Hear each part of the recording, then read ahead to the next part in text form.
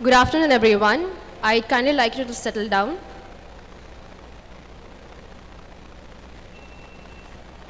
Good afternoon, ladies and gentlemen. I, Ms. Veronica Mary, student of MSc Part 2, am honored to be your anchor for today. It gives me immense pleasure to welcome you all to a very special and momentous occasion, the MS Swaminathan Centenary Memorial Lecture organized by the National Center of Science Communication in collaboration with St. Xavier's College, Mumbai. Today, we gather here not only to celebrate the legacy of a legendary agricultural scientist, but also to envision the progressive, sustainable, and inclusive future for Indian agriculture, a future he so passionately worked towards. We are deeply honored to have with us today Professor Sanjay Deshmukh, former Vice Chancellor of the University of Mumbai, who will be delivering his centenary memorial lecture on the theme of Seeding the Future, India's Agricultural Renaissance for Vikshit Bharat. May I now invite Professor Karuna Gokar, in charge principal of St. Xavier's College, to formally welcome our guest and set the tone of the event.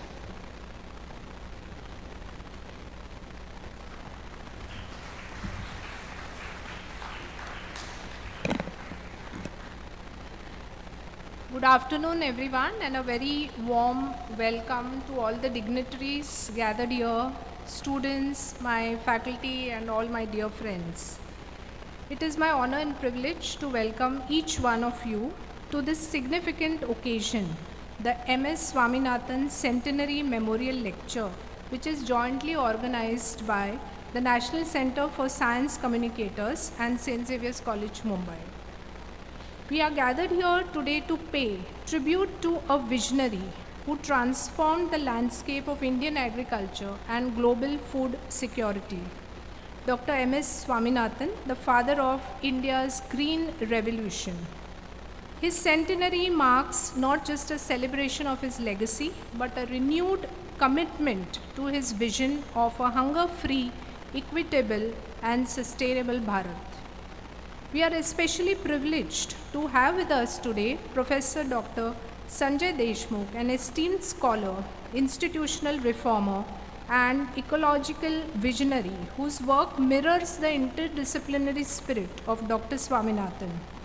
His contributions to education, environment, and governance has redefined leadership in service of the people. The theme of today's lecture, Seeding the Future, India's Agricultural Renaissance for a Viksit Bharat, resonates deeply with the goals of inclusive growth, climate resilience, and farmers' empowerment. As an institution committed to excellence, equity, and nation building, St. Xavier's College, Mumbai is proud to host this dialogue at the intersection of science, policy, and humanity. I thank the organizers, our distinguished speaker, and each one of you for joining us today. May this lecture inspire us to carry on the torch lit by Dr. Swaminathan with courage, compassion, and conviction. Thank you, and a warm welcome again.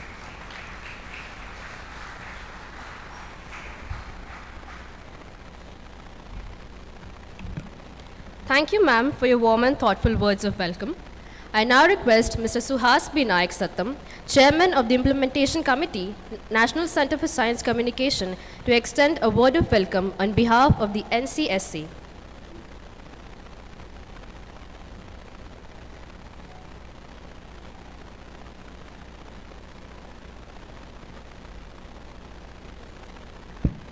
Good morning, everybody. Can you hear me? Thank you. I just want to test myself, in fact, I'm audible or not. Because I'm going through some kind of health issues like caught up with the nice things. Good afternoon, everybody. Okay. Respected principal, distinguished speaker of the day, Professor Sanjay Deshmukh, Dr. A.P. Jayaraman, Chairman, National Center for Science Communicator, Mr. A.P. Deshmande, former Chairman of National Center for Science Communicator, esteemed faculty members of the St. Xavier College, students, friends, A very good afternoon to everybody. I extend a warm welcome to you because temperature outside is warmer and going to be more warmer thanks to God rain today. Okay, otherwise we'll be slightly shivering in this particular room. We are not going to do that today. As the Secretary of the National Center for Science Communicator, it gives me immense and deep sense of responsibility, sustainability to welcome you all this in a special event, MS Swaminathan Centenary Memorial Lecture, being held at the historic place, St. Xavier College. The occasion is more than just a gathering.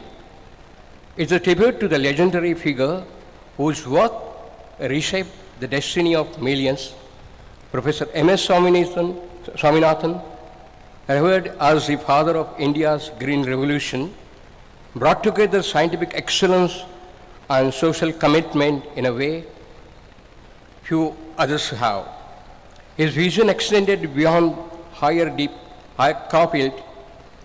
It embraced equity, sustainability, empowerment, and rural communities. The Centenary Lecture Series, organized by the National Center for Science Communicator in collaboration with the St. Xavier College, is a humble attempt to honor his enduring legacy and to inspire the next generation to think critically and act compassionately in addressing the complex challenges before us. We are truly honored to have Professor Sanjay Deshmukh, former Vice Chancellor of the University. May I request the Chairman, please hand over a basket of fruit to Mr. Dr. Sanjay Deshmukh. We welcome General Speaker,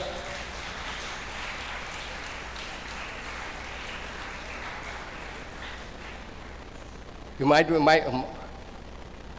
be wondering in park like how come this kind of because this organization is 30 years old organization. You start bearing the fruits enough. Why not share the fruits with a distinguished speaker like this? Okay, that's the reason we are here. I would like to take this opportunity to sincerely thank the leadership and the faculty of the St. Xavier College for their gracious support for opening this door for the important conversation. The college's long-standing commitment to the academic excellence and the public engagement makes it natural partner in furthering the nation in science communication. On behalf of National Center for Science Communication, extend a warmest welcome to each one of you to look forward to an engaging, thought-provoking session ahead. Thank you so much.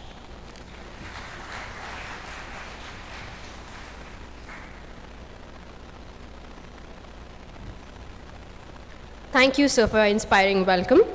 Now, I invite Dr. A.P. Jayaram, Chairman of the National Center for Science Communicators, to share the presidential remarks.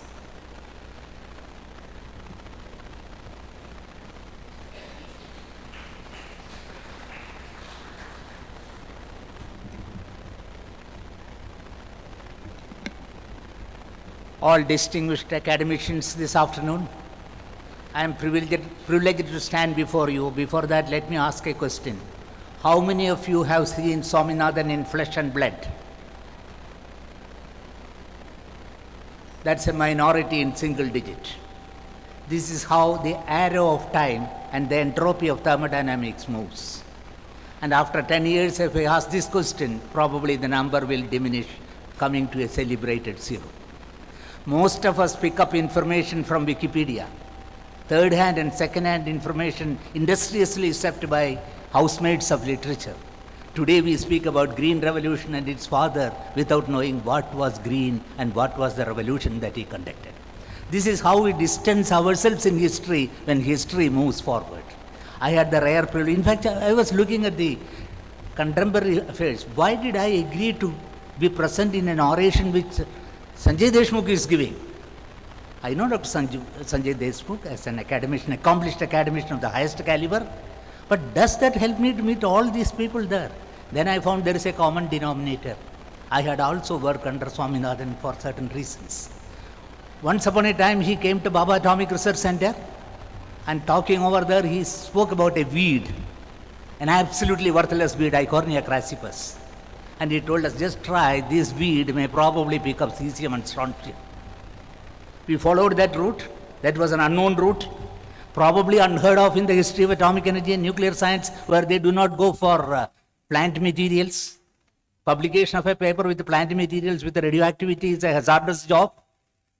But my boss said, let us try that. And a remarkable feature was discovered from what he said.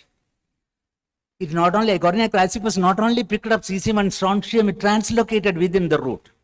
That helped the waste managers in us. And we could cut it out and the root could be incinerated and we'd recover our cesium and strontium. The visionary thought leaders in transdisciplinary, cross-disciplinary and interdisciplinary domains give us ideas which a curious scientist can follow with rich rewards. That's one classical example of Swaminathan. We also had occasion as his scientific social responsibility is enormously high. He has been helping us in the social field. For example, once upon a time, there was an Indian Leprosy Foundation, currently called by a different name. Swaminathan was advisor on this. So scientists not only look for the cell and what you can tamper and mutate with the cell, also to apply it on a larger scale. So Dr. Sarabhai's concept of having an agro-industrial complex and Dr. Swaminathan's concept of having a green revolution or a greener revolution sounds well and resonates today. So it is for us to take this revolution forward, having another revolution within this revolution. That is the beauty of Swaminathan, and it was his name that brought us together. So I am very happy and proud to be privileged physically connected to Sanjay Deshmukh, for we share a common denominator, although in my case for a very short while. So that is natural justice at its best. Thank you.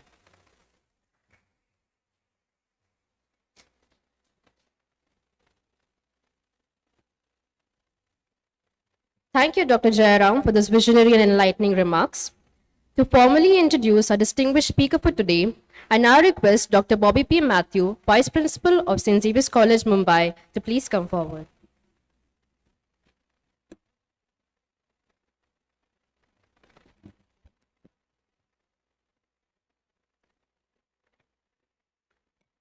Good evening. It's my privilege to introduce our distinguished speaker, Dr. Sanjay Deshmukh, a visionary scholar, institutional reformer, and ecological thinker. With a remarkable academic journey that bridges the life sciences, environmental policy, and legal studies, Dr. Deshmukh has consistently redefined the route of education in addressing some of the most urgent challenges facing in our planet.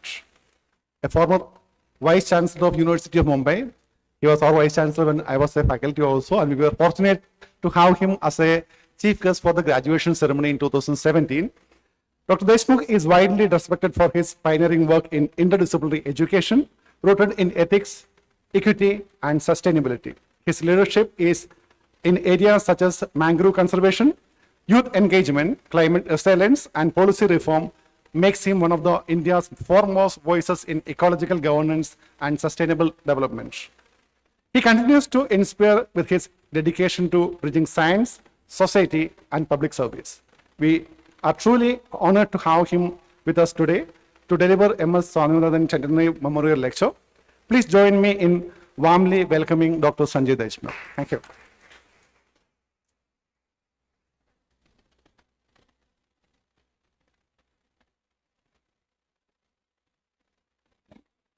Thank you, sir, for your gracious introduction. I now request our principal in charge, Professor Karuna Gokar, to felicitate our speaker for today, Professor Sanjay, with a token of love.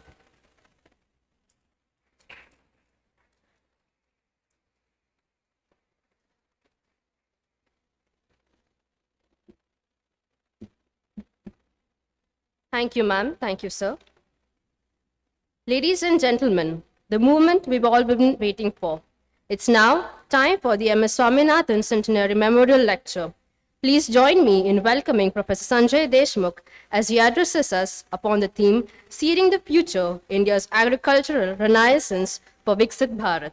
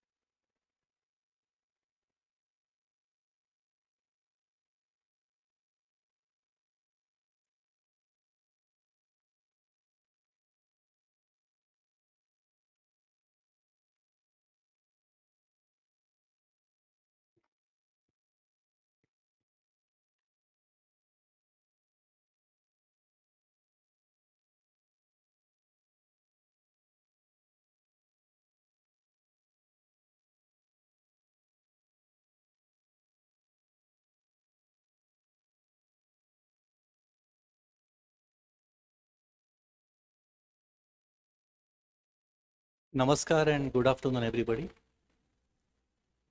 It's a great honor and a privilege to stand before you in one of the most coveted and flagship colleges of the University of Mumbai, St. Xavier's College. Today's program has been the initiative of National Center for Science Communicators, of which Honorable Dr. Jayaraman is the chairperson. I would like to pay my respects to him for the simple reason that the fact that he also was connected with Dr. M.S. Swaminathan, my mentor and Guruji, it gives me added energy to stand before you and share some of my experiences and perception about this legendary personality. In today's program, we have with us Honorable Principal of St. Xavier's College, Dr. Mrs. Gokarn, the Vice Principal, Dr. Bobby, the Secretary of National Center for Science Communicators, Dr. Siddhi Vinayak Barve, the Chairperson of the Implementation Committee, Shri Suhas Naik Satam, one of the doyens of science communication in India, particularly in Marathi, Shri Apam Deshpande. The budget of the organization, which exceeds collective budget of 7 states of northeast part of India, which is almost 60,000 crores. The leader of such corporation, the Mumbai Municipal Corporation, Shri Jairaj Phatak, the person who inspired many generations of bureaucrats and people like us through his sincerity, honesty, and impeccable commitment to the work that he did. I also want to acknowledge the presence of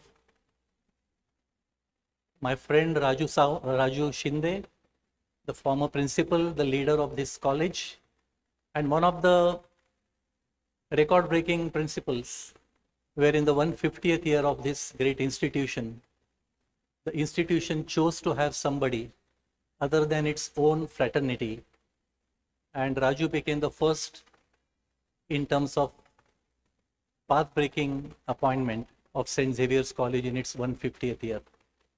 I would like to congratulate St. Xavier's College management particularly for their visionary approach in taking science to society, particularly from the time it was led by missionaries who selflessly worked for not only the society, but also to ensure that we preserve our biological diversity by way of bringing out series of volumes of gazetteers, which are still unmatched in terms of their production and the meticulousness with which they have been prepared. I have some of my old-time friends, my senior colleague from the University of Mumbai, Professor Anil Karnik, one of the best brains in organic chemistry that I have seen, though I am not a chemist. My other friend, Sanjay Bhagwat, my college mate and old-time friend, Dr. Sagarika Damle, her equal half, and one of the leading IT experts who supports more than 500 employees in IT sector, Dr. Vivek Damle. I have several names to take, but I will restrict myself. The teachers of St. Xavier's College, the students particularly who have been waiting for quite some time, but the nature of this auditorium come hall is such that you never feel out of place, even temperature-wise and otherwise. My other friend, Mr. Vishwas Savan, also is here to witness and visit the college for the first time. It's a great honor to be here. Praveen Hendricks, one of your senior faculty members, was supposed to be here, but I don't see him now. I'm sure he will join us at some point of time. As we are celebrating the birth centennial year of Dr. M.S. Swaminathan, who was born in 1925 on 7th of August. So it is just about close to that date that we are celebrating his existence even after his getting merged with nature. And nature and natural resources are part of life sciences. The University of Mumbai became much stronger when it started the Department of Life Sciences. And one of the first founders of that is Professor Arunan, who is here in the audience, one of our very revered, respected teachers. And I personally would like to acknowledge his presence because I personally learned a lot from his visits to our departments when we were holding admissions collectively for affiliated colleges and the university department. So Dr. Swaminathan, his vision, his exposure and his nature was something where he thought that despite getting selected for the UPSC cadre position, particularly IPS, it was ICS those days examination and Indian Civil Service. And he was chosen for IPS. But at that particular moment, despite being chosen for this coveted job, he felt that his life has to be dedicated for something where his work will directly be relevant for the societal development. And that did not stop him from going for a second undergraduate degree. The first was in botany, then he went for BSc Agriculture. And then he went abroad and completed his PhD and postdoc. But the commitment that he had for his nation brought him back, and he served the nation till he is not with us. That particular time when India had just obtained its independence, and all of us have read about Dr. Swaminathan and his contributions, particularly last year when he was posthumously awarded with Bharat Ratna. And we got to know his contribution, particularly in the agriculture sector. But for a person like me who met him as early as on 14th of January 1988, the day of Makara Sankranti, when we talk about the sun god getting into the Makara Rashi and brings prosperity to the world, I think that was the moment when Dr. Swaminathan entered my life.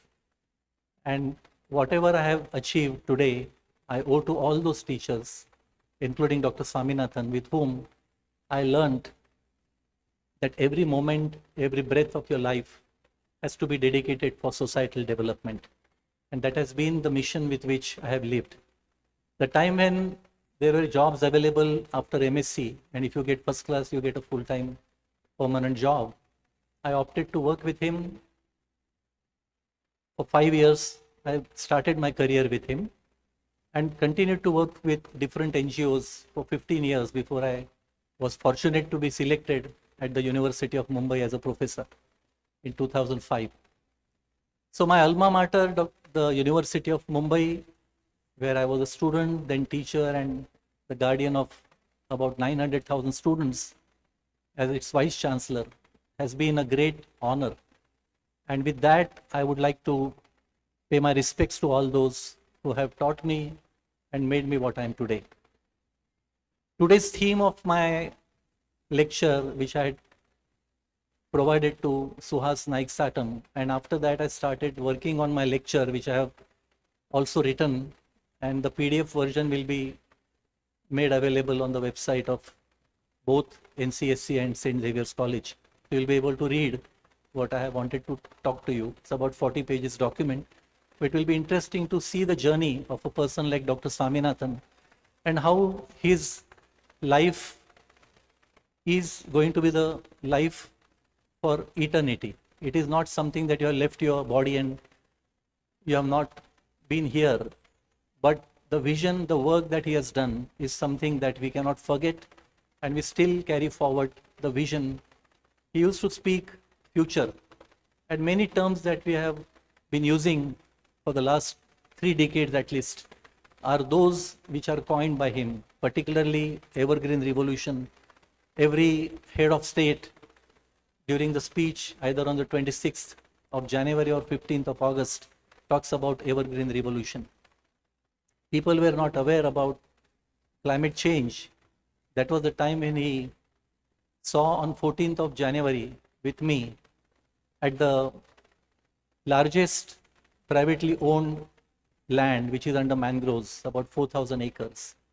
And he envisioned a component of research under coastal systems research program that he established at his foundation soon thereafter.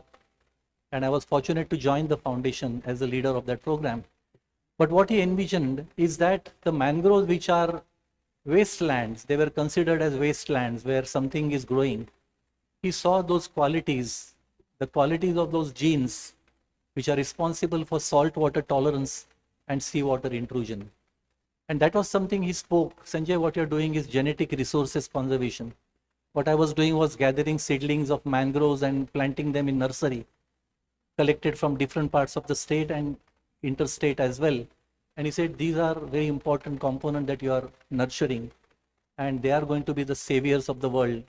If the tidal water or the water of the high level of sea enters the freshwater areas, you will require these mangroves to develop transgenic plants which can survive in saltwater conditions. So these are the only plants which possess those abilities. So these are some experiences which I cannot forget. And sure enough, I joined him and then worked for 5 years. Today, Swaminathan Foundation has offices in 8 states, their own buildings. We started from a rented bungalow when I joined. And rest is history. About 300 scientists are working.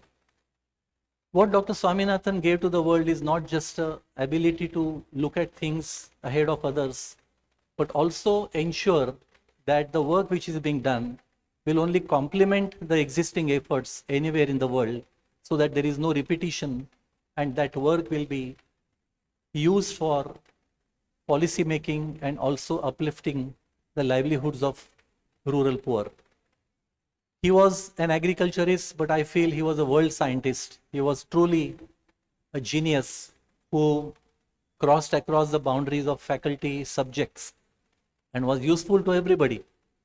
He was the first non-Nobel laureate who headed the Pugwash movement, which was established for getting rid of nuclear weapons from the world. And there are so many such instances which I can keep on talking. But what is important is that after meeting Sir C.V. Raman, who advised him that after your superannuation, you should be more active, because you would be about 60, 65. And after that, when your brain will be in the best position to perform for the next 30 years at least, you should take off from that point. And then you will not look back. And you should have your own corpus to establish your foundation and make it sustainable. And that is what it did from the age of 65 to 95. And today, when you see the world without him, you definitely feel that whatever vision that he had, the policies he defined and made available to the government as well as intergovernmental organizations, they are going to be coming handy for the next few generations. It's not just few years. And that is how the legacy of Dr. Swaminathan is. Today, I'll be sharing some of my perceptions about this person and how his work is going to be useful for the entire world. I have recrafted the title of this speech because when I kept on writing my oration, I realized that the title has to be slightly different, but the message is the same that I want to give. And the title today is Seeding the Future from Green to Evergreen, Reimagining India's Agricultural Destiny.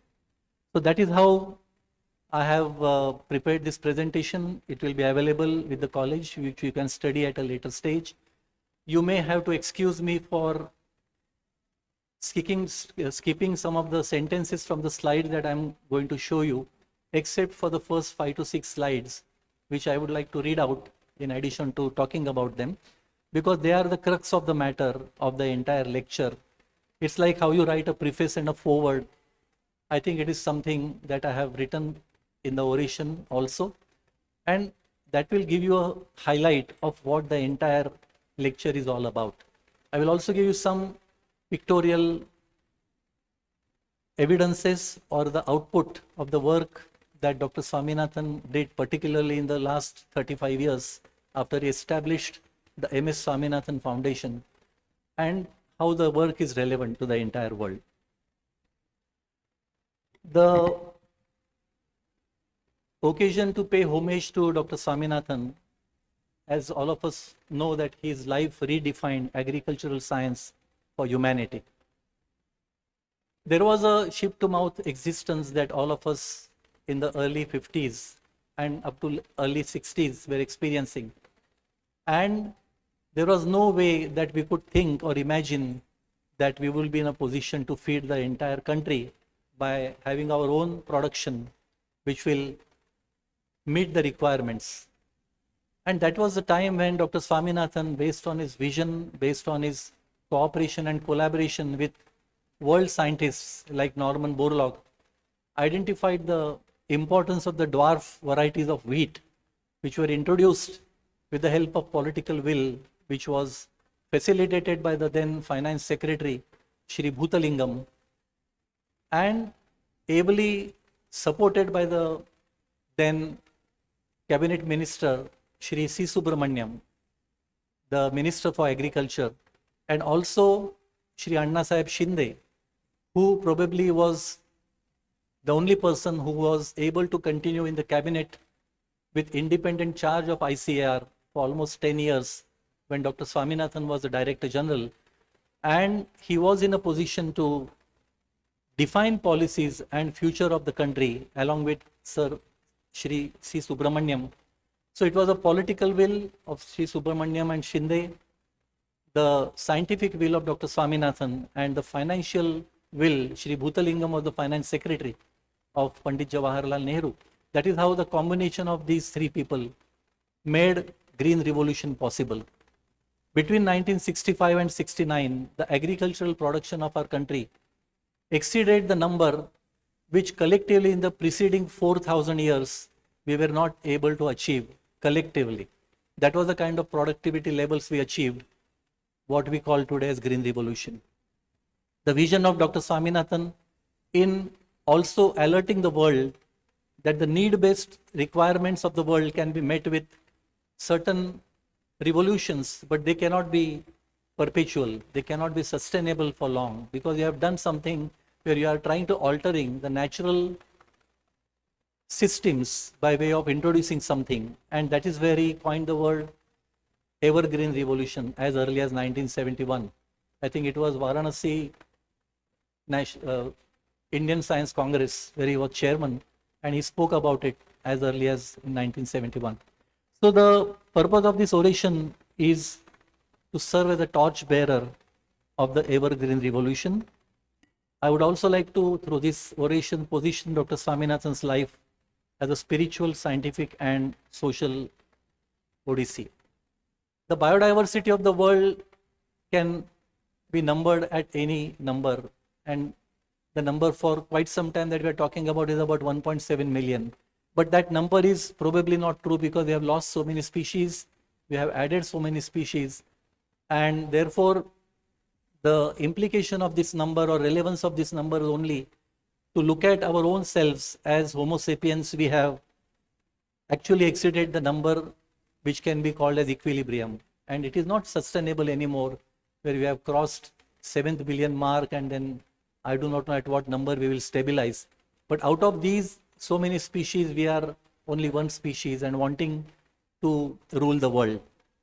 The vision behind Dr. Swaminathan's legacy in rewriting India's agricultural destiny, as I said, he didn't look at agriculture as a food production, but as a foundation of national dignity and economic stability.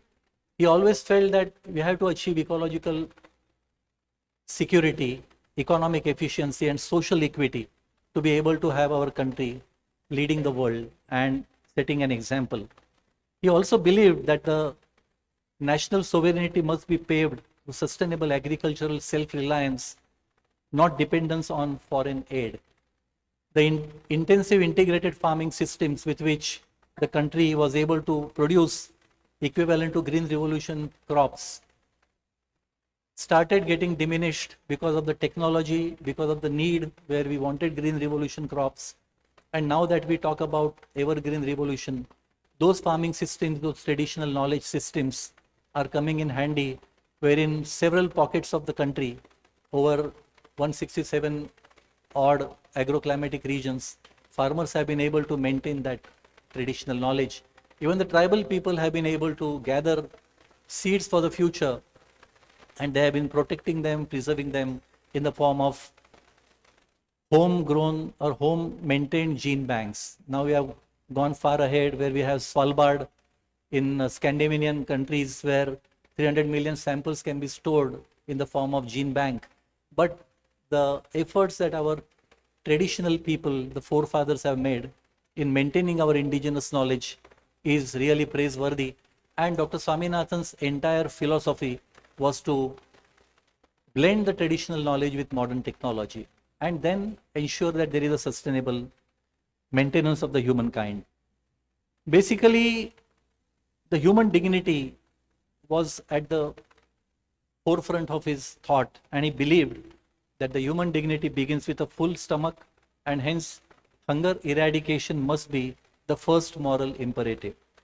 Today, despite the fact that we have been growing more than 220 million tons of only wheat, in addition to other crops, 1/3 of our population goes to bed one time hungry. And that is not because of we cannot provide sufficient to the people who do not have, but we do not have the mechanism standardized where we can reach every segment of society and ensure that they do not have to go one time hungry when they go to bed. The hotspots of biological diversity, as you see in this slide, they are diminishing as well.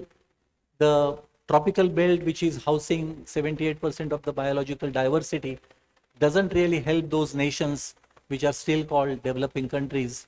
And to be able to enhance your GDP or maintain your economic stability, we have to really forego our natural resources and compromise with them. Therefore, if you want to carry the legacy to realize Vikasit Bharat, then we'll have to really look at agriculture, where 65% of our population is directly or indirectly dependent on agriculture, and 70% of that population is that of women, which play a very important role in every agricultural practice that we talk about. So we'll have to ensure that the inclusivity in terms of agriculture research, sustainability, and climate resilient crops will have to be tailored for smallholder farmers. 80% of India's farmers hold small holdings less than 2 hectares of land on an average. How do we really ensure that the further divisions because of the progeny, because of the next generation, and the same land is divided into 2, 4, 6, 8, and so on? How do we really bring in that collective wisdom for a collective property and ensure that not a single inch of that land is wasted? When you have a division of your own family property, you have earthen burns of 1 foot in height on an average and about 1 foot in width. And that particular bund, if you calculate the area of that in the entire world in agricultural fields, 3% of our agricultural land is occupied by those bunds.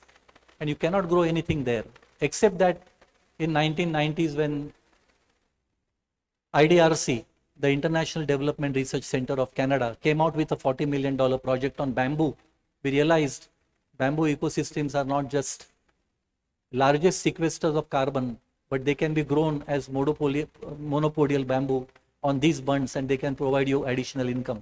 That is how things started moving when Dr. Swaminathan visualized the role of each and every species that can benefit the farmers in the coastal areas where we have 64% of the population residing in the 60-kilometer belt.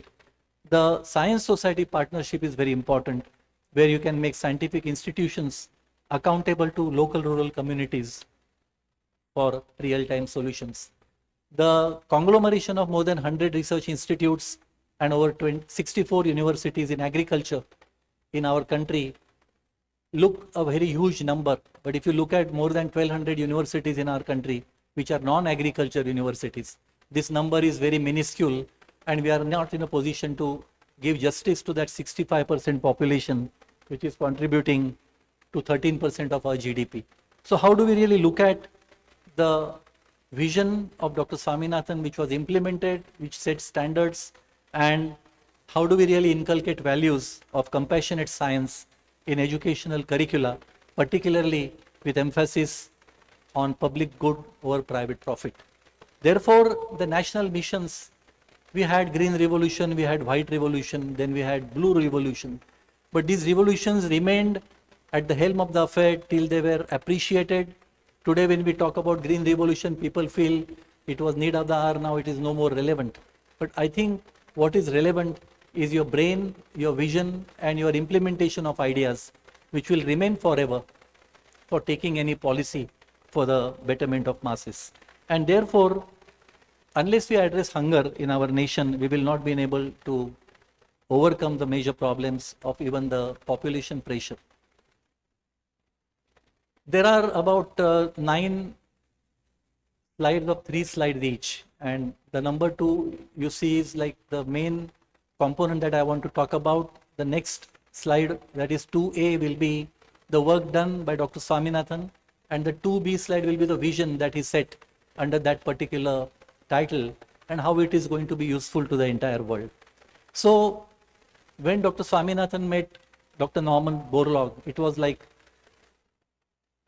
agricultural scientists meeting another agricultural scientist, but they combined the vision to provide benefit to the world. And it is said, and I have tried to say, that Satyagraha met science, humility met hunger, and despair met determination. So it was not a green revolution alone, it was a freedom moment for a different kind, liberation from starvation. How do you really look at Mahatma Gandhi's words when he said, the soul of India lives in its villages? And even today, we are not in a position to ensure that the last person in that village, no matter which religion, caste, or creed he comes from, is not in a position to be happy. And that biohappiness, which the Maharashtra government has decided to celebrate as a birthday on 7th of August every year, it's a very welcome idea and thought where every university in agriculture will be requested to establish a center of biohappiness. So the vision of Dr. Swaminathan behind this work was that he believed agriculture research must carry the moral force of Gandhian Satyagraha, rooted in truth and justice.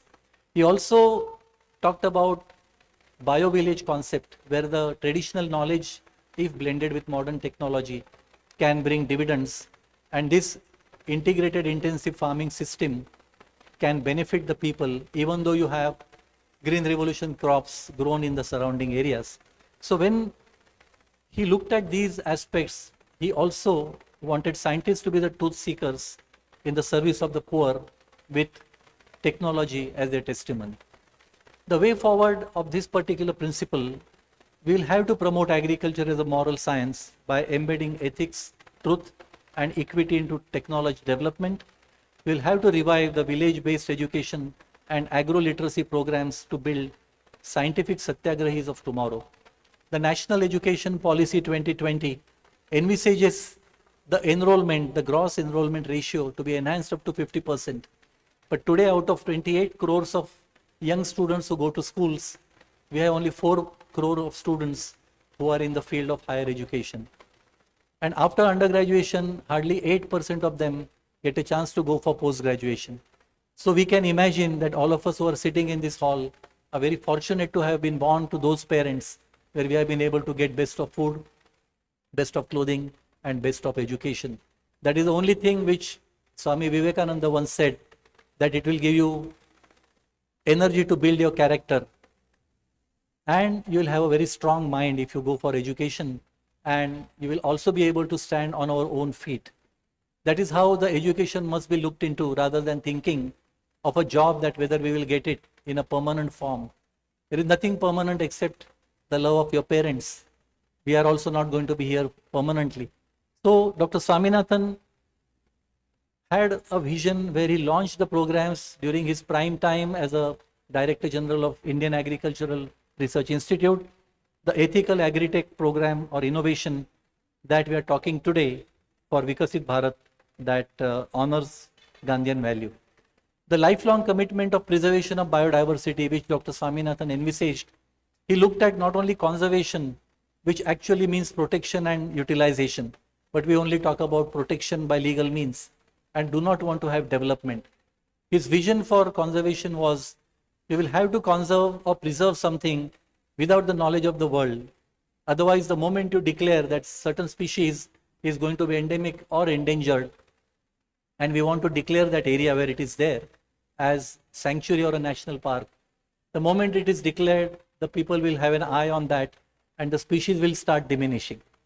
So how do we really look at protecting the protected areas? He envisioned that kind of philosophy, that we first protect what has been already protected and come out with a new management guideline, so that whatever is being lost because it is protected legally, we'll have to arrest that first. So that was the kind of vision when he talked about protecting the protected areas, establishing gene banks, ex situ conservation away from their natural habitat. But species like mangroves had to have preservation in situ because of their nature of what we call it as growing in intertidal regions, and also getting the seeds matured when the seed is on the mother plant itself. We call it vivipare germination. So when it falls down, it is already germinated. How do we preserve it in the seed form? So that is how field level gene banks, he coined the world international network of mangrove genetic resources conservation centers, which were established in 21 countries and across the tropical belt, because that is where you have mangrove ecosystems.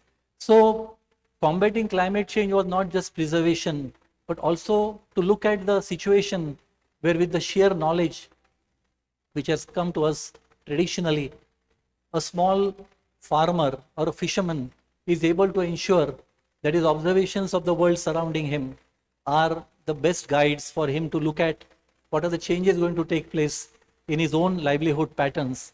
For example, as Suhaji had mentioned, that you are sitting in this room, you go outside, the temperature will be 2 degrees more. You go further in the Azad Maidan, it will be 4 degrees more. But when you are looking at an agricultural crop standing in the field, and at the time of pollination, if there is an increase of 1 degree Celsius temperature, that pollination is going to be affected, the physiology is going to be affected, and the seed setting will happen at an early stage, the seed maturity will happen at an early stage, and the end result will be 20 to 22% of reduction in your productivity, because the crop has matured much earlier and you have to go for harvest.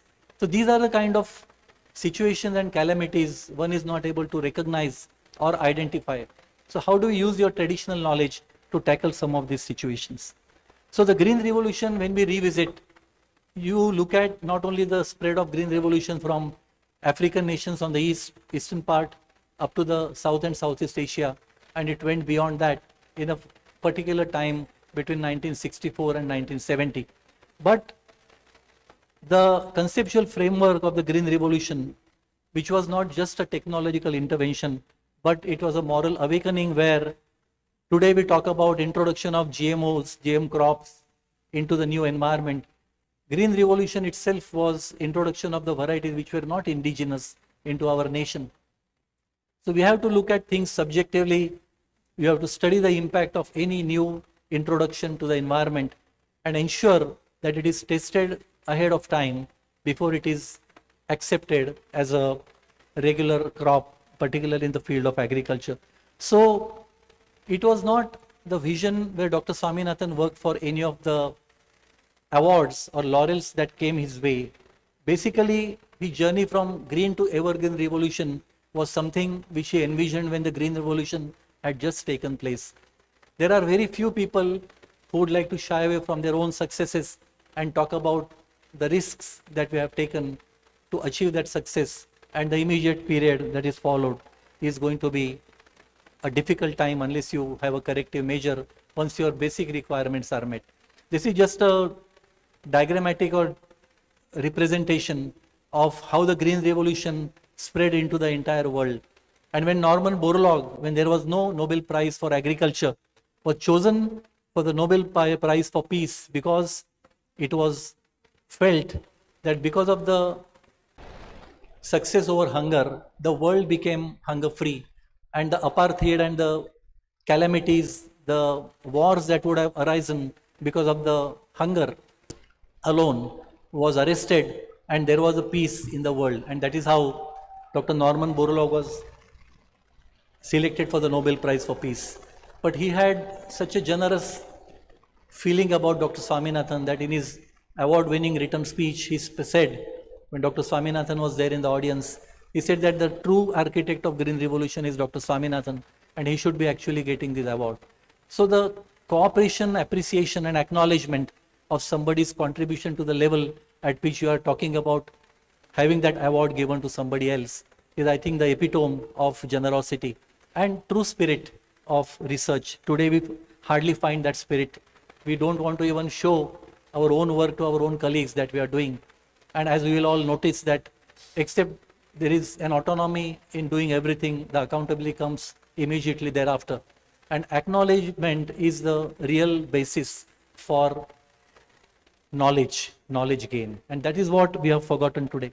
So therefore, when we are talking about way forward of Green Revolution, then the Vikasit Bharat that we are talking about 22 years ahead of now, we have to really institutionalize farmer-scientist partnership.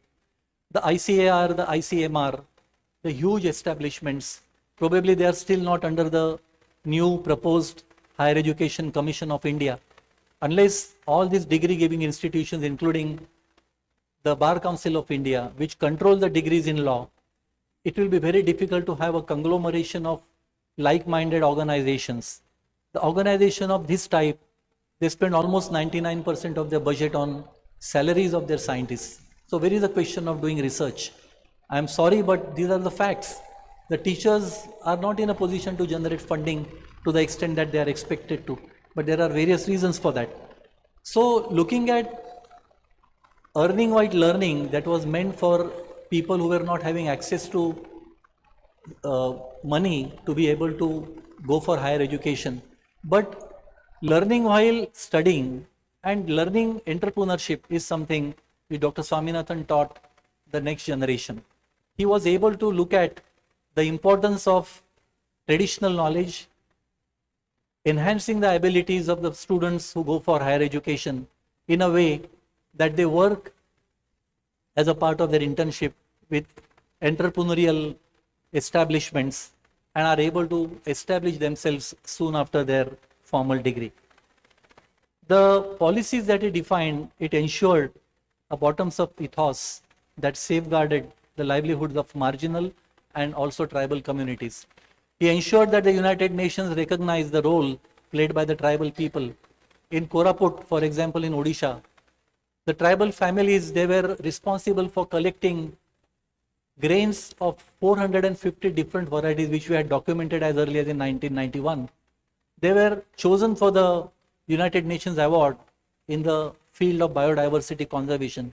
So the recognition to the smallest of the small segment of society at international level and defining the principles of intellectual property rights and the farmers' laws and the farmers' commission report, that were probably the gift of Dr. Swaminathan to the world, not only to India. We also had to foster youth-led agri-entrepreneurship, which was the forte of Dr. Swaminathan's vision.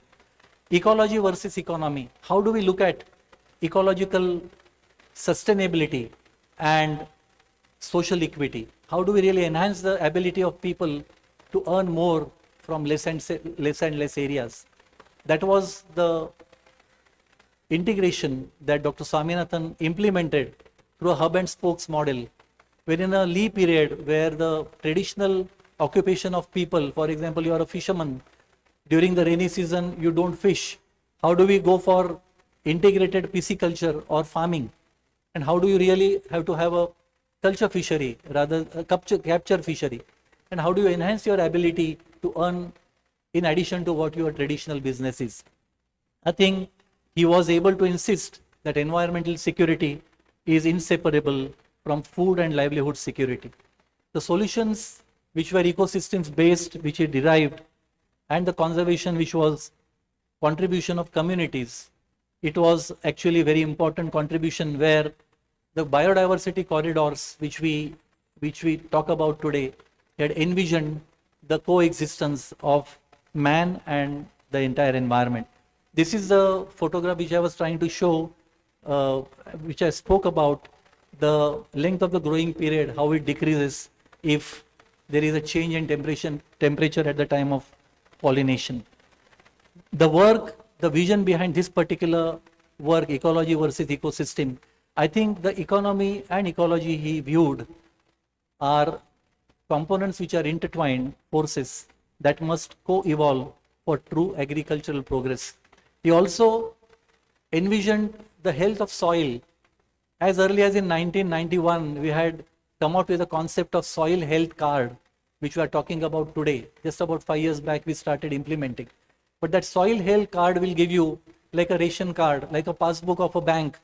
And you go to the bank with the soil health card, the officer will look at the health of your soil, that is the agriculture field that you are using for your livelihood. And you can get a loan based on that particular report.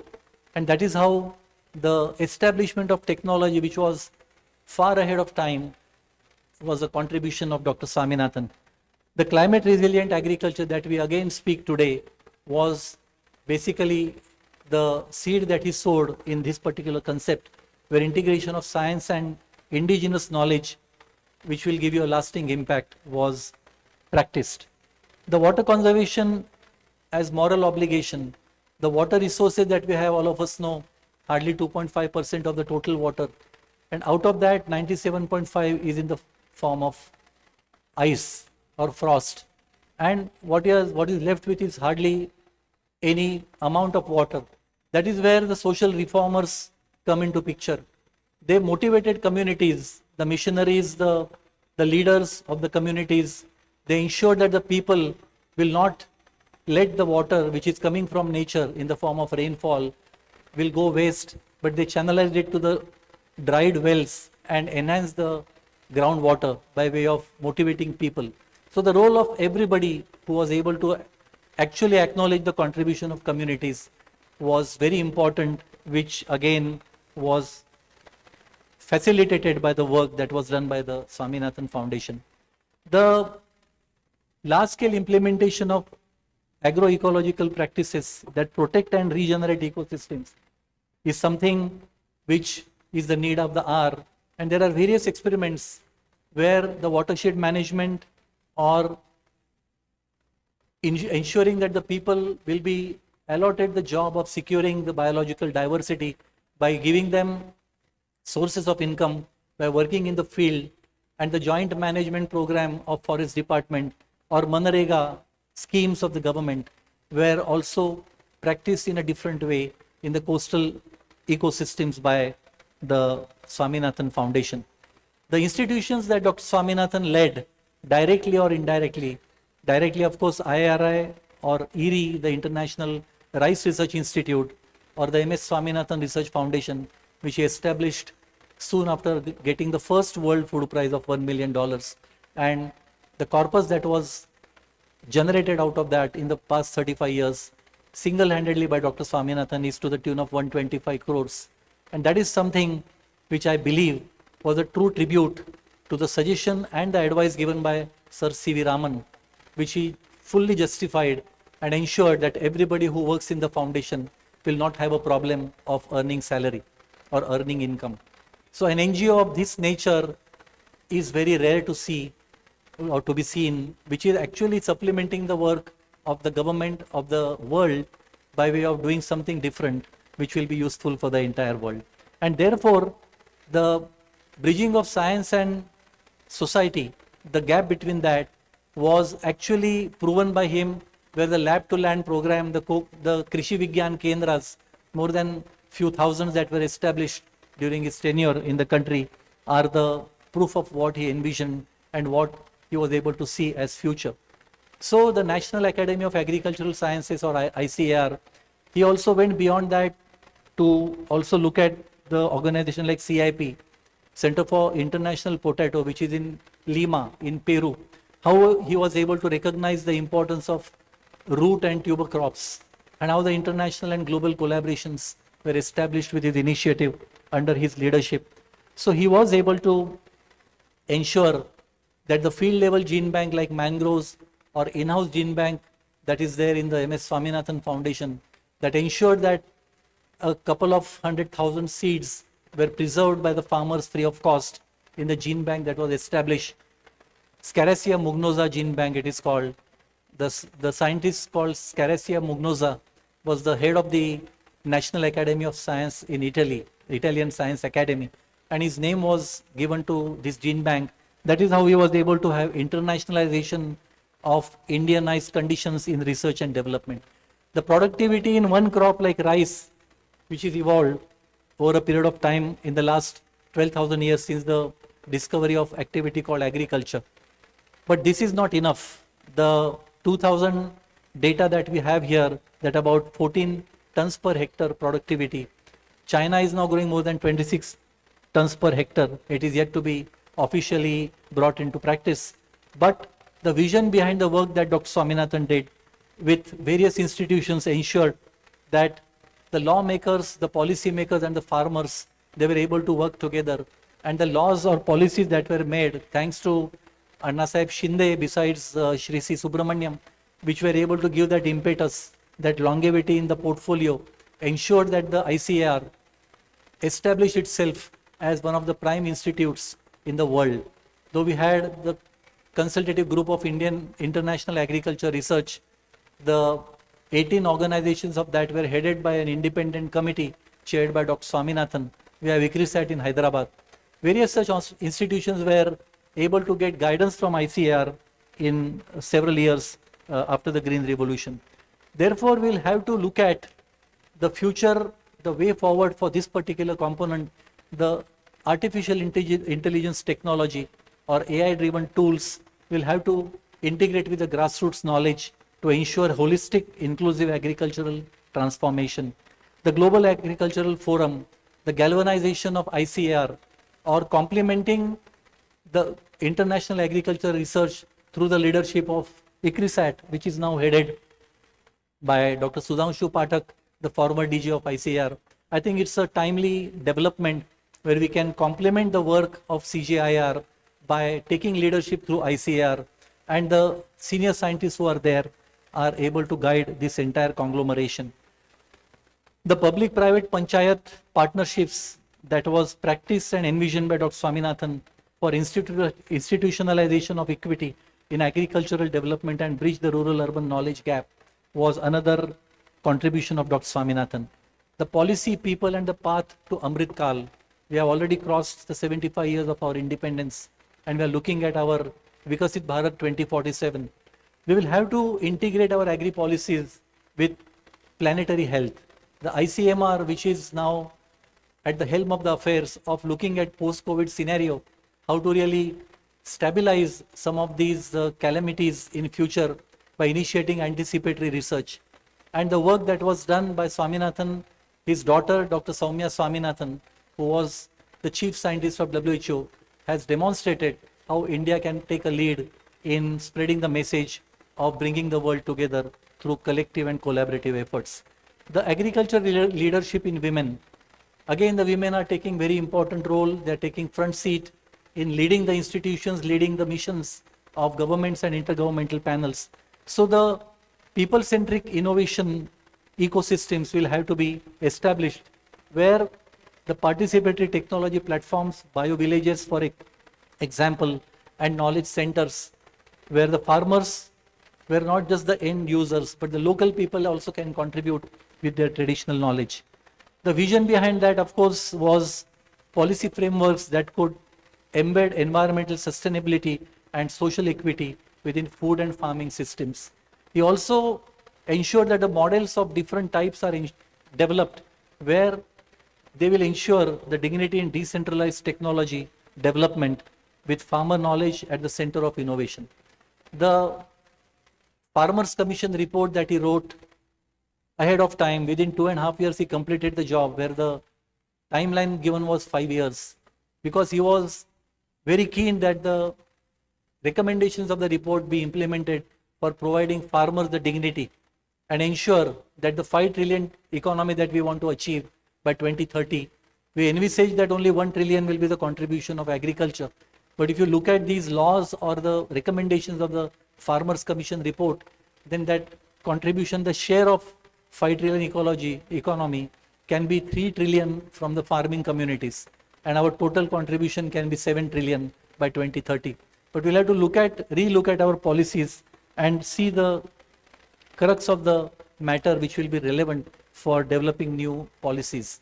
The work that was envisioned by Dr. Swaminathan on 14th of January 88 was actually successful in 2001, where the team led by my colleague Dr. Ajay Parida, this project was initiated by us.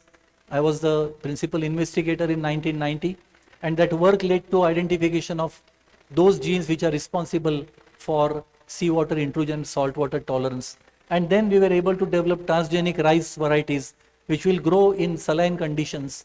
And we were able to demonstrate that at Kalpakkam, where we grew rice in salt water, and the productivity was same as a normal rice, its counterpart in the freshwater fields.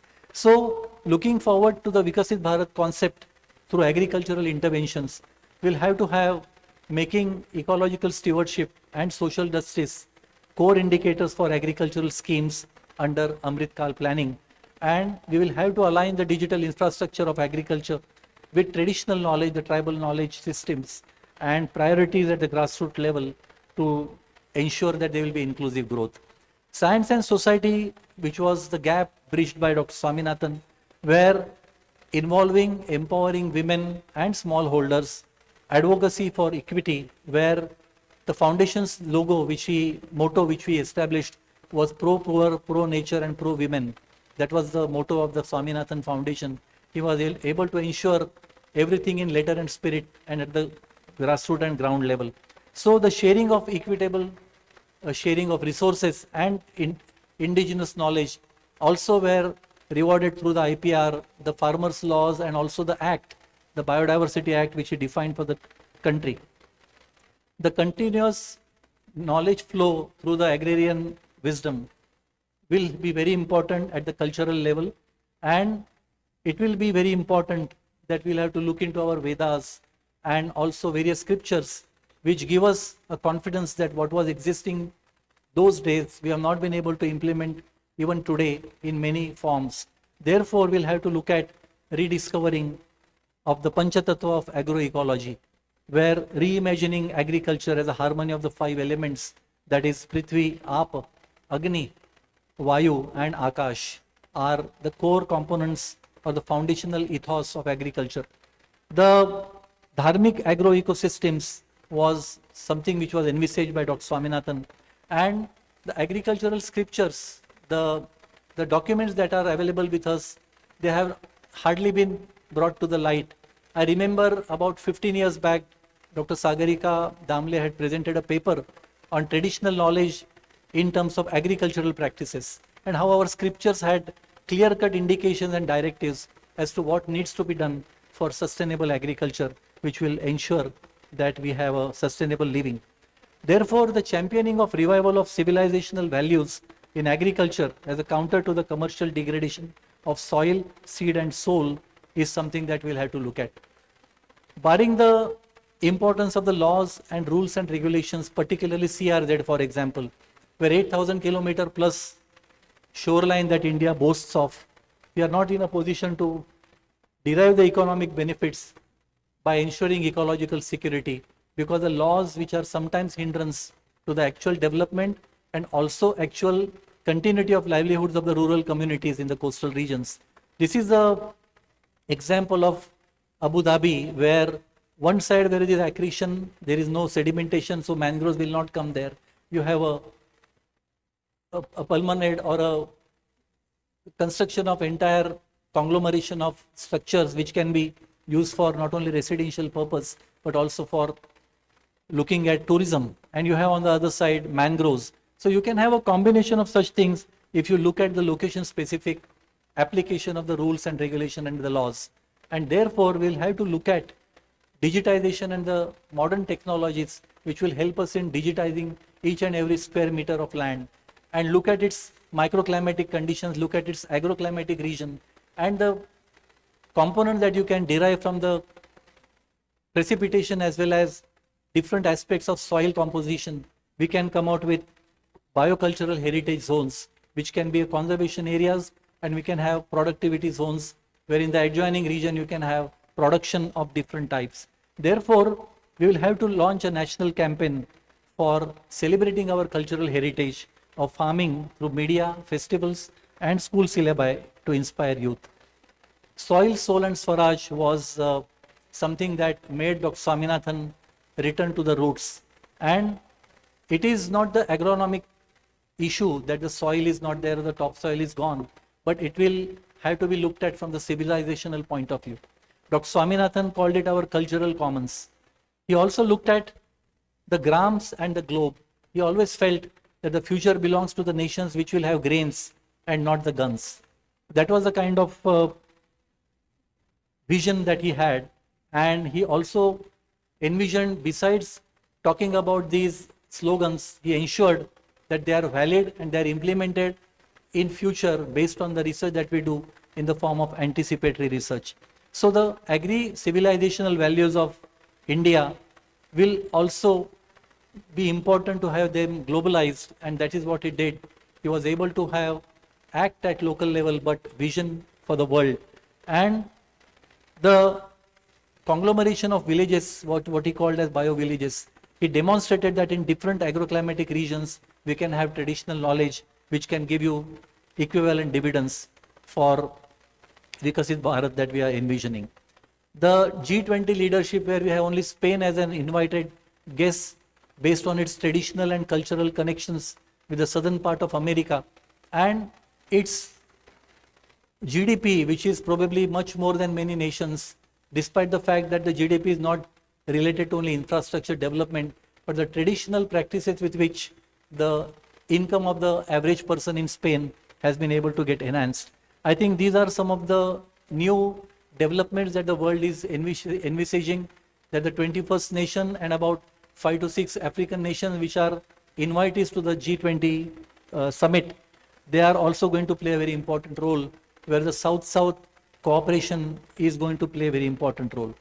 The different policies that the government of India has brought in with respect to establishment of different types of universities are also an indication that the merit on which your performance is going to be judged is the only way by which, whether old or new university is going to be established, they will have to perform based on the expectation of the yardstick that is set for their performance. And therefore, in terms of agriculture, we'll have to look at food sovereignty, the seeds that Dr. Swaminathan sowed, of ecological ethics, of gender justice, of global solidarity, continue to sprout in the minds of young farmers, village women, and climate scientists and policymakers around the world. We will have to look at policy advocacy also, where the sustainable development goals, the 17 goals that we are talking about, every time we raise the bar and say that we should be able to achieve this by 2030, now we say it can be achieved by 2045. And by 2047, we are talking about zero net, carbon zero or zero net development. We'll have to really forego 94% of our pollution in the next 8 years' time to be able to come to the current scenario. And then next 20 years, we'll have to work for bringing the entire planet to net zero condition. That's a huge challenge. And therefore, besides that, the population pressure, the hunger which comes along with it, the distribution of food which is excessively grown, and for that, the political will and the global leadership which now India is slowly providing to the entire world is very, very important. The urban areas are increasing by way of concentration or density of population. The number of urban areas are increasing, not geographically. And the receding of population, the young generation from the rural area is a major concern. But we should be in a position to ensure that our policies, if defined and implemented properly based on the vision that Dr. Swaminathan saw for the entire nation, I think we will have to look at going back to the roots, going back to the agriculture as one of our priority areas, where a common policy for areas like agriculture, forest, energy, finance, and environment, if they are defined, and no matter which party comes to power, if you have these common policies for implementation, I think that will be the game changer for our own country, despite the fact that we are not in a position to feed 1/3 of our population in a proper way. And therefore, the evergreen revolution is not only in the form of agricultural production, but we are talking about nourishing our population, enriching their nutrient levels, so that you are in a position to not only feed the stomach, but also the soul of rural India, which will be happy. The biohappiness concept that he promoted was more for the people who are happy rather than how much they earn. And a country like Bhutan is number one in that list. You will be surprised to know that they are the happiest nation in the world as per the United Nations list. So the strengthening of nation will happen only when you strengthen farmer scientist knowledge network. And also we will have to ensure that we will have to take care of our women in a more judicial manner than what we see today. Though we have come a long way in providing their rights, freedom, and ability to educate themselves by way of awareness and awakening among the earlier generation. So we'll have to look at agriculture from that point of view. And when we look at that, we will have to institutionalize value-based agricultural governance where compassion, cooperation, and sustainability guide all policy decisions. August gathering, my friends and distinguished guests, it is very important to know that a person at 65, when he's superannuated, he starts his own foundation, and in the following 30 years, achieves something which is phenomenal. His entire career of 65 years, whatever he accomplished, materialistically, technically, intellectually, his contribution was multifold in the following 30 years that he survived for the nation, for the world, and for the society. I think that is the lesson that we'll have to take. We were very fortunate to be able to honor ourselves by giving the honorary doctorate to Dr. Swaminathan.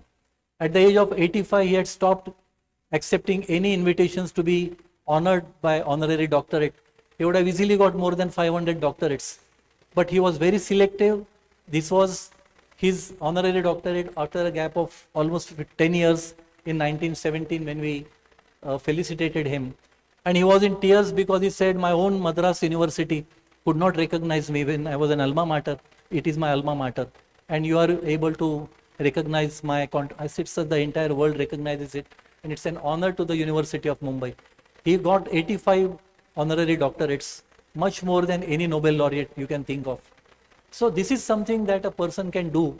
So there is nothing called retirement. Raju is here. I am also in the same league now. I completed 60 a couple of months back. We are not retired. We are refired. We should be refired. We should be energized once again. And our brain is capable of contributing if you are able to maintain yourself physically. And we have so many examples. Dr. Jairaman himself is a inspiration. Dr. Apam Deshpande and Jairaj Phatak sir, who just has gone out. I think this is very important for us to ensure that we are able to reach that expectation of the entire world that is looking at us. 1/3 of our population, almost 35%, is below the age of 25. 55% of our population. So where do we go when we are enriched with knowledge, education, and wisdom? We will have to ensure that the skills which we accrue are put to use for a betterment of our nation. In the turn of the century, I'll complete in 1 minute, the Time magazine brought out an issue and the list of 100 most influential people in the world in 20th century. The list had 20 names from Asia, 80 names from the other part of the world. In those 20 names, we had only 3 names from India. One was Mahatma Gandhi, the second was Rabindranath Tagore, and the third was Dr. M.S. Swaminathan. So this is what it is. And despite the fact that he had 3 daughters, he treated everyone in the foundation as his child. I was very fortunate to be treated in that way as well. And I feel very privileged that I had a chance to work with him. Dr. Swaminathan always felt that aspiration and perspiration are 2 things. But unless you're able to create an opportunity for yourself, you will not be able to justify your presence in this world. And therefore, every moment that you are living has to be for somebody. May it be your parents, may it be for your nation, made before your dear ones. And he said that whatever you are doing, we feel that many other people are doing that. What is so great about it? What is it going to change? But like Mahatma Gandhi had a lifetime message that my life is my message, Dr. Swaminathan also felt that what we are doing is just a drop in the ocean. But that ocean would be less than that particular drop because of that missing drop. So this is what Dr. Swaminathan said, and he was far ahead of time. I am sure you will be able to get a gist of that when you look at the write-up that I have prepared. And if you start reading about him, I think it will be itself an inspiration. Let us pay our respects to Dr. Swaminathan, and I am sure he is still there. He has just sowed a seed, and he will be there to nurture it. And through all of us, he will be able to visualize his dream of having a sustainable world. Thank you very much for the opportunity. Namaskar.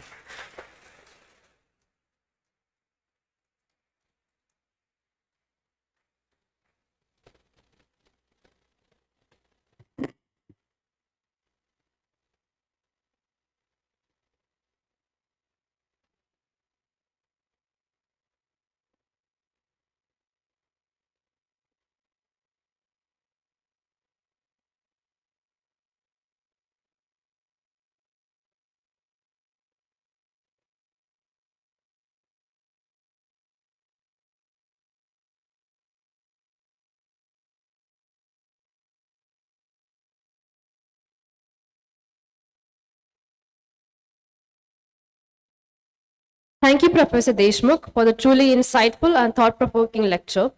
Your words have not only honored the legacy of Dr. M.S. Swaminathan, but also ignited in us a renewed sense of purpose and responsibility. Now, as we have reached the end of the lecture, I request the audience, if there are any questions or queries, you may feel free to ask them.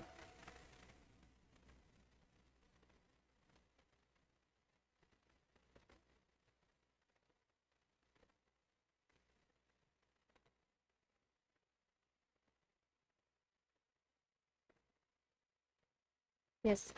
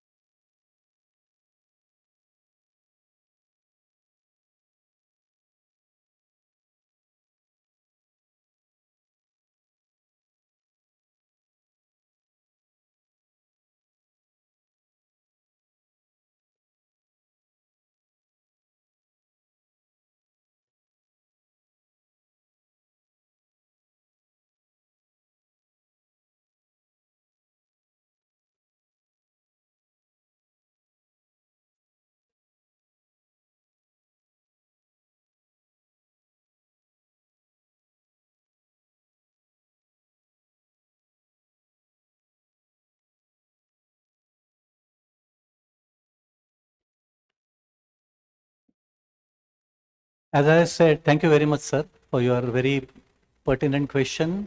He said, what is the status of Green Revolution today? I think Green Revolution happened between 1965 and 69, as I said. And the impact of that was not only positive, but we were also able to undergo a lot of challenges that the Green Revolution brought in, particularly the excessive use of fertilizers, the excessive use of water, and diminishing of the conditions of the soil.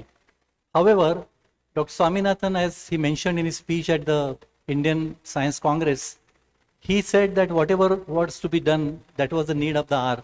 And we'll have to ensure that we learn the lessons from Green Revolution, because it is going to pose a lot of challenges upon the nation by way of overcoming the problems, as I said, they were brought by Green Revolution. And he envisioned that the traditional knowledge based evergreen revolution is going to be the solution.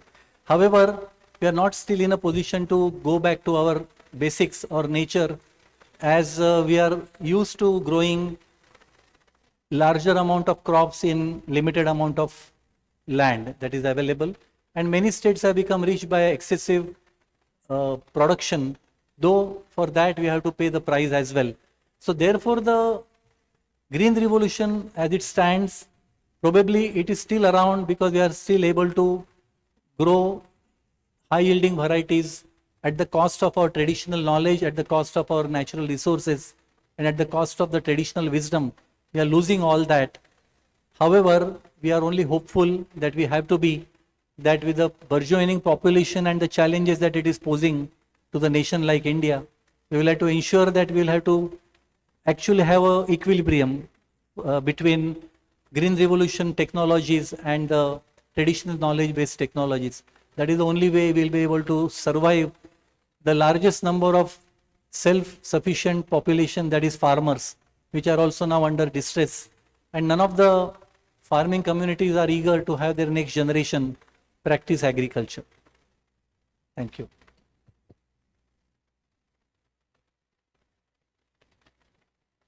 Good evening, sir. Good evening, sir. Good evening. There is one question. So myself, Apurva, and I am from MSc Geology Part 2. So as you said in your lecture that you worked with Dr. M.S. Swaminathan. So what guidance could you give us? What vision he had for the youth? Like how should today's youth do research or whatever they are doing? How should these things be lead to development of the country in today's time? Actually, there is nothing called faculty-based development, because we feel that if you are in science, then only we do research. In sociology also we do a lot of research. There are some of the best journals that we bring out in our country. So we have to first of all forget that whatever we do is part of your basic training, and without research nothing can be understood. When I was Vice Chancellor, people felt now it's an administrative position. But unless you look at it as a responsibility through the research angle, you will not be able to come out with anything. Coming back to your question about what the young generation do today, we have to have a habit to learn at least one good thing from the people that you know, or even you don't know. If you know 100 people and if you are able to pick up one good quality from each of them, I think you are much richer than any of them. So the enmity has to be forgotten. You have to have a cooperation and collaboration. Your syllabus for the current year is not something which is going to fetch you only good marks and good number. But at the larger picture, if you look at it, you are among the only 7 to 8% population of the entire nation who have graduation degree with them, but they are not able to do post-graduation. 93, 92% are not able to do that. So if you are having continuity in education, don't look at it as a job-giving opportunity. Look at it as an opportunity to become self-sufficient. And in today's world, after post-COVID, there is nothing called designation-based jobs. They are going to disintegrate in numbers. So whatever skill sets that you are going to accrue, that is the only thing which is going to make you different from your counterparts who must have got education in the same faculty. Fortunately, the education system, which is now trying to align with the Western pattern of education, where they have credit-based accruing of your academic credentials, and that can be stored and you can go back and come back again like a migratory bird. You go somewhere else and come back to your basics in a particular season. So you will have to take advantage of that and ensure that look at your social background, look at what your commitment to your family is, and plan your future accordingly. Even the twin brothers cannot have the same future, even though their kundali may be same, horoscope will be same almost. So what I'm saying is the young generation will have to look at education as the opportunity. Dr. Mashelkar always talks about smallest formula in 21st century, E is equal to F. Education is future. So unless you give full justice to that, which your parents have shown confidence in you, don't leave your education halfway. That is the only way you can survive. You can come out with various innovations by way of thinking. And unless you collaborate and cooperate, you will not be able to have a good future. Thank you. Thank you so much, sir. Thank you very much for your patience here.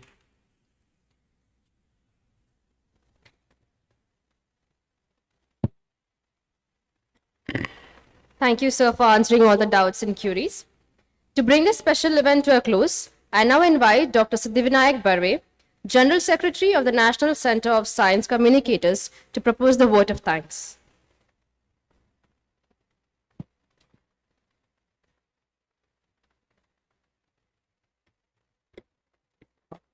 Good evening, friends.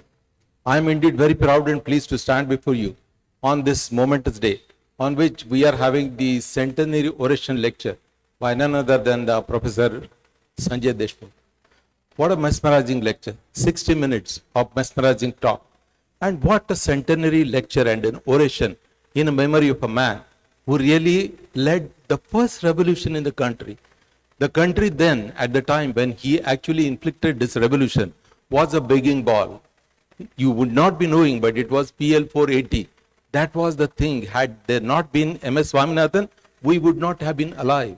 Believe me, from begging ball to really hurling the satellites, this is what is the journey. And in the first revolution, the man who was chosen by none other than C. Subramaniam, both of them are Bharat Ratna. And this is rather the tribute. And then 7th of August, very this month, we are celebrating the centenary celebration of none other than the first revolutionary scientist who actually gave India food. It is the food security. Through Sanjay Deshmukh's lecture, you would have heard the words like food security, sustainability, gene revolution to green revolution, evergreen revolution, sustaining the future and going to this, all these kind of things. Really, dear friends, let me share this. We are witness to two such people. Only last week we were in Pune celebrating the centenary celebration of a man who is still alive, and he led the foundation of ISRO. He is none other than Eknath Chitnis. If at all you have not heard that, go to YouTube and listen to AP Deshpande sir taking his interview on Doordarshan. A man of 100 years, fully in his conscious, and then the reflexes that he has are tremendous. Believe me, the Apache rocket which was launched, he was the disciple of Sarabhai. And then the first rocket was launched. Today we have NASA, ISRO, NISAR satellite, which has been launched. It is a phenomenal journey that the India has gone through. Now we can see from the top what is happening to the agriculture, what is happening to the different catastrophe. But believe me, this is all because of the visionaries like Green Revolution, White Revolution, Gene Revolution, Biotechnology Revolution, and now ET and an AI, which is now going to come. But let me come back to today's lecture. It was like a copybook lecture, sir. Copybook. 60 minutes, as I am telling you. Mesmerizing thing. And what a centenary lecture and oration lecture should be. It is like that. You would have heard what MS Swaminathan was. How was the association with MS Swaminathan? From the Godrej mangrove plot near Vikhroli, Sanjay was picked up by MS Swaminathan. He is the blue-eyed boy of MS Swaminathan. And that is what has led the hotspot kind of phenomena, what is there in this world. It is because of Sanjay Deshmukh and then MS Swaminathan, which has come together. Believe me, whatever he has taught, it is the destiny that is being charted by MS Swaminathan.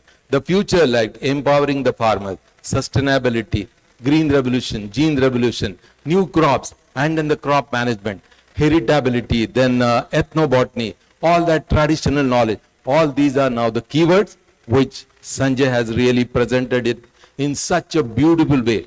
But believe me, still the future is in agriculture. There is not much to do. There are a lot many people who really go to the bed hungry. And then it is our responsibility as a younger generation. The youth in India is the most promising in the world.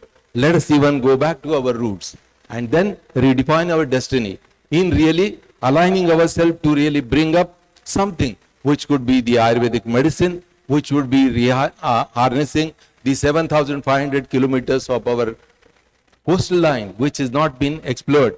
Then we have land and space, and then the sky is the limit for you. Spread your wing and then get celebrated by the way of celebrating MS Swaminathan Centenary on 7th of August.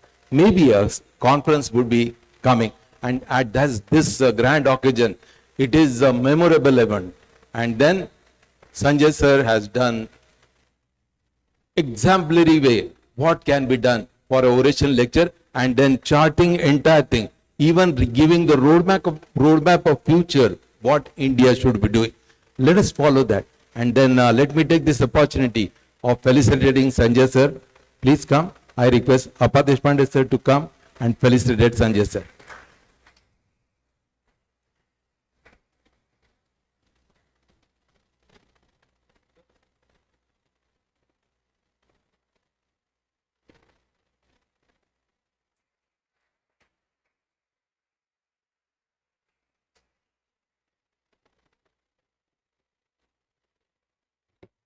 And with this, to conclude this session, we feel that this should not come to a close because it was such a fascinating journey.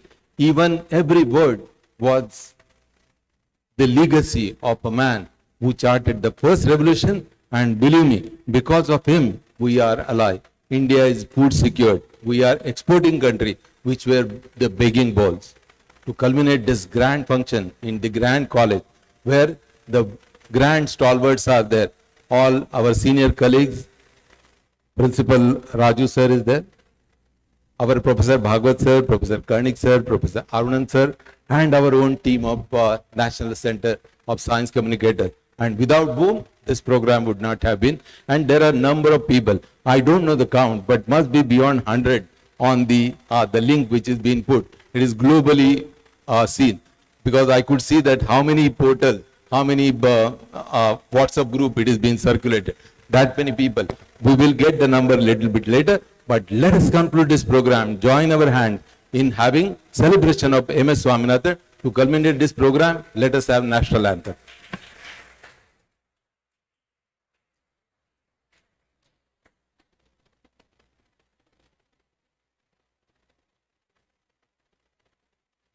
One little bit fruitful kind of felicitation of principal of this college. I will request Karuna madam to come in front, and then Raju sir, vice principal, who has organized. I request Suhas Naik Sadam sir.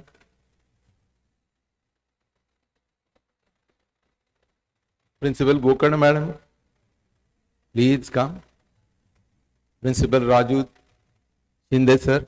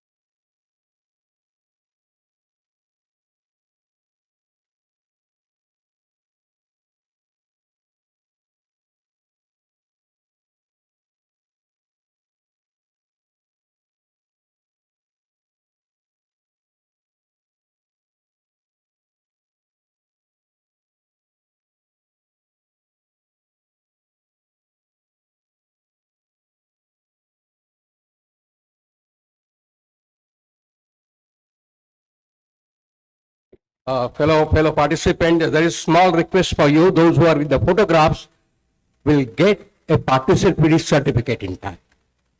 Okay? We'll see to it that certificates will forward it to sir, and you responsibility to collect your own certificate by seeing the photograph yourself. Okay? That's all. Wait.